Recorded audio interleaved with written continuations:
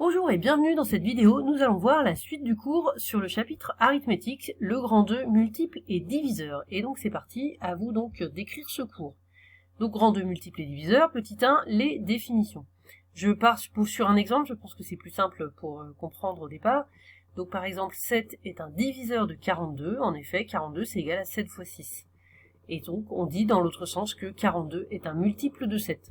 Après cet exemple, voilà donc la définition générale. On a A et B qui sont deux entiers naturels, c'est-à-dire dans l'ensemble n avec une double barre comme ça. Des entiers naturels, c'est des entiers à partir de 0, donc des entiers positifs ou nuls. Bref, donc A et B sont des entiers. Et s'il existe un nombre k, toujours un entier, tel que A est égal à B fois k, alors B est un diviseur de A et A est un multiple de B. Donc voilà, c'est exactement comme pour 7 et 42. Une première remarque, pour un entier naturel n, on a déjà deux diviseurs pour n, 1 et n. Alors, sauf si n vaut 1, dans ce cas-là, ça fait un seul diviseur parce que c'est le même. Mais sinon, à partir de 2, tous les entiers ont deux diviseurs au moins. On passe maintenant au petit 2, les nombres pairs et impairs. Alors, vous savez ce que c'est qu'un nombre pair, c'est un multiple de 2, un nombre impair, c'est un nombre qui n'est pas un multiple de 2. Et voilà une propriété importante. Si on a n un nombre entier naturel, n est pair si et seulement si il existe un entier p tel que n est égal à 2 fois p. Vous allez voir, c'est assez simple. Et puis n est impair si et seulement s'il existe un entier p tel que n peut s'écrire sous la forme 2p plus 1. Donc il existe un entier p tel que n est égal à 2 fois p plus 1. Voyons sur deux exemples. Par exemple, si n vaut 46, 46 c'est un nombre pair bien sûr, donc n peut s'écrire 2 fois 23, donc c'est exactement du type 2 fois p, avec p qui vaut 23. Si n vaut 37, un autre exemple, donc c'est un nombre impair, cette fois on peut écrire n égale à 36 plus 1, c'est-à-dire 2 fois 18, 36 c'est 2 fois 18 plus 1, donc c'est bien 2 fois p plus 1, avec p qui vaut 18.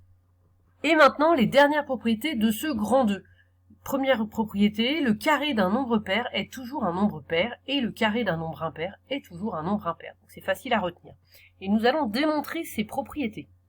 On commence avec la première, donc pour un nombre pair. On prend donc petit n un nombre pair. Dans ce cas, d'après la propriété précédente, ça veut dire qu'il existe un nombre entier p tel que n peut s'écrire 2p. Par conséquent, quand on calcule n au carré, ça fait donc 2p au carré. Attention, il faut bien penser à mettre les parenthèses autour de 2p. Donc tout est au carré, le 2 est au carré, ce qui fait 2 au carré 4, et p est au carré, ce qui fait p au carré. Donc 4p au carré, qu'on peut écrire sous la forme 2 fois 2p au carré. Ainsi, n carré s'écrit bien sous la forme d'un nombre pair, c'est-à-dire 2 fois 2p carré, donc 2 fois p' avec p' un entier, donc c'est bien un nombre pair. Et donc, n carré est un nombre pair, c'est même un multiple de 4, puisqu'on a 4 fois quelque chose, 4 fois un entier. Et pour finir, la démonstration de la deuxième propriété, cette fois-ci le carré d'un nombre impair. Donc on prend petit n, un nombre impair.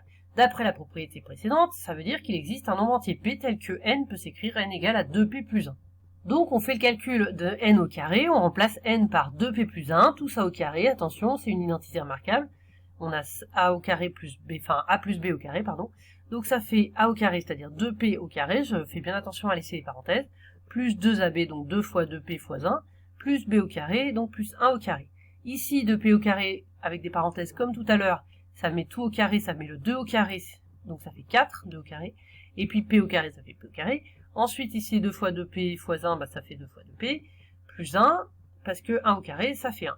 En fait, je vais laisser écrit comme ça, parce que moi, ce que je veux après, c'est l'écrire sous forme d'un nombre impair, donc sous forme d'un nombre 2 fois quelque chose plus 1.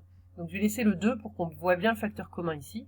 Donc 4 c'est 2 fois 2, donc 2 fois 2p carré, plus ici j'ai laissé 2 fois 2p, plus 1. Donc je peux mettre 2 en facteur dans cette partie, pas avec le plus 1, mais pour les deux premiers. Donc je mets 2 en facteur, et ici il me reste 2p carré plus 2p, plus 1.